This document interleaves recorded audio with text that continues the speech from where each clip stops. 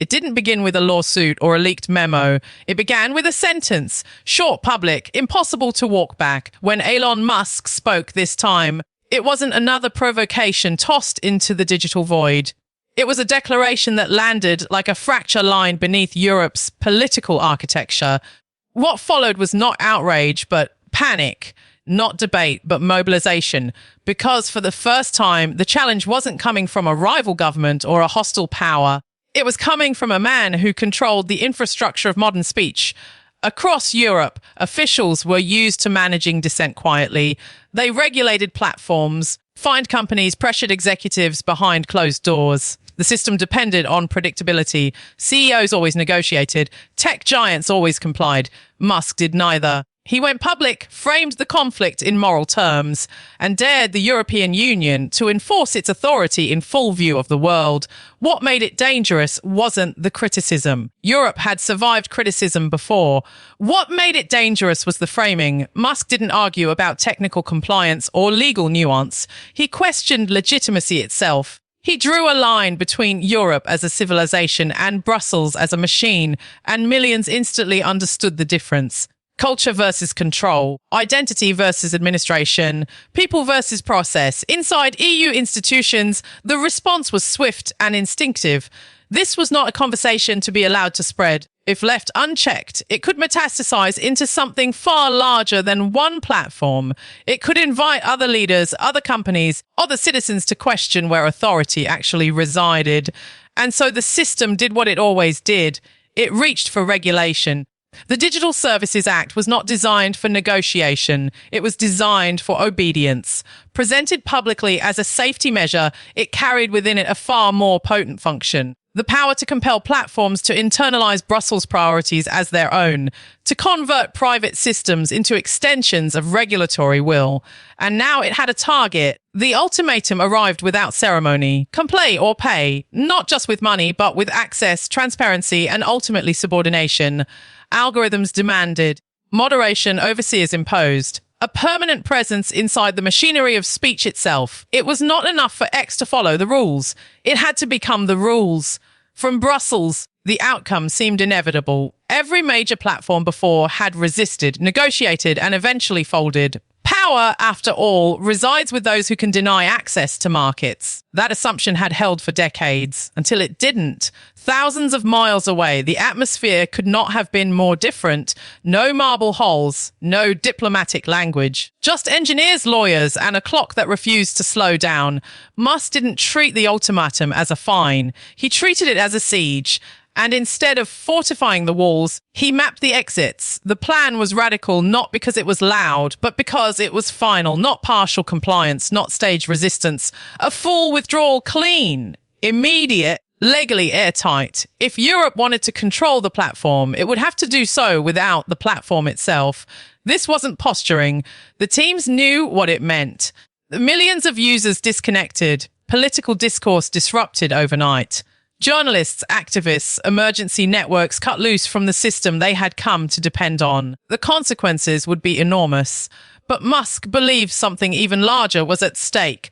If one government succeeded in embedding itself inside a digital public square, others would follow. One censor would become many. One overseer would become a template. The internet would fracture not by accident, but by design. And to Musk, that was a line that could not be crossed. Brussels misread the moment. It believed the threat of exclusion would be enough. That public pressure would turn opinion. That fear would do the work. But something else was happening. The more forcefully the system responded, the clearer its nature became. This was no longer about safety. It was about who decides what can be said. When the next fine was announced, aimed not at content, but at status itself, the mask slipped completely. Verification. Once the domain of elites had been flattened, a symbolic equalizer, and that equality was intolerable because power depends not only on rules, but on hierarchy. And hierarchy had just been challenged in plain sight. As deadlines approached, the tension spread beyond institutions.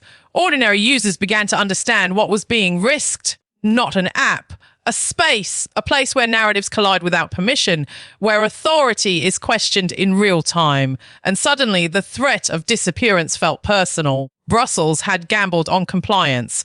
What it faced instead was defiance with consequences, and then the conflict escaped Europe entirely. The turning point did not come from within Europe. It arrived from outside the framework entirely, carried by a shift in global posture that Brussels could not regulate, fine, or ignore. What had begun as a regulatory standoff was suddenly reclassified as a geopolitical confrontation. And in that arena, rules mattered far less than leverage. Washington had been watching quietly, not with the moral language Europe favoured, but with strategic calculation. The message that emerged was stripped of diplomacy. Control over speech platforms was no longer considered a domestic technical matter. It was a matter of influence, reach, and precedent. If one bloc could dictate the internal mechanics of an American-owned platform, others would follow.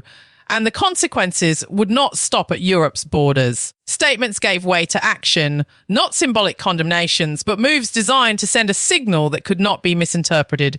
Access was revoked. Doors closed. Individuals who had built their careers enforcing norms suddenly found themselves outside the perimeter of power they assumed was permanent. The shock inside Brussels was immediate. This was not the response they had prepared for. The assumption had always been that escalation would isolate the company, not the regulators.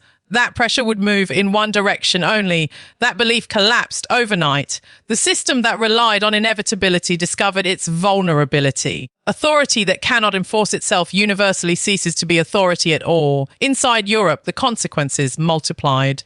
Public anger surged. Not because people understood every technical detail, but because they understood the pattern. Decisions made without consent, rules imposed without accountability, punishment delivered without recourse. The confrontation with Musk had become a mirror reflecting a deeper unease that had been building for years. The Commission's language softened. Words like cooperation and responsibility replaced certainty, but the damage was done. When power retreats rhetorically, it exposes fear. And fear invites challenge. What Brussels faced now was not one opponent, but many. Other platforms watched closely. So did national governments. If one actor could resist and survive, others could too. The logic of centralized control depends on isolation. The moment resistance becomes contagious, enforcement unravels. Musk did not declare victory. He didn't need to. The system had revealed itself. That was enough. The narrative had shifted from compliance to choice, from regulation to consent, from inevitability to contingency. Europe stood at a junction it could no longer avoid. One path led deeper into managed speech, layered oversight, and expanding bureaucratic reach. A vision of order maintained through systems that answer only to themselves. The other path was far less tidy, messy, unpredictable, decentralized. But it placed agency back where it had quietly been stripped away. The conflict exposed a truth that could no longer be suppressed. Power in the digital age does not belong exclusively to states or corporations.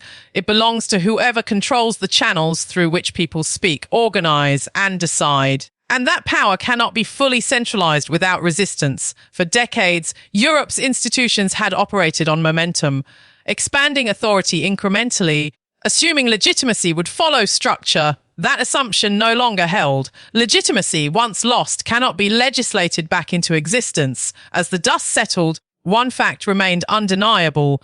The confrontation had permanently altered the balance, not because a platform won or a regulator lost, but because the illusion of total control had shattered. The system blinked, and once that happens, it can never claim inevitability again. The future of Europe's digital landscape was no longer pre-written. It would be contested, negotiated, fought over in public view, and that, more than any fine or law, terrified those accustomed to quiet authority. The story does not end with resolution. It ends with a question that no institution can answer on behalf of its people. Who decides the limits of speech in a connected world?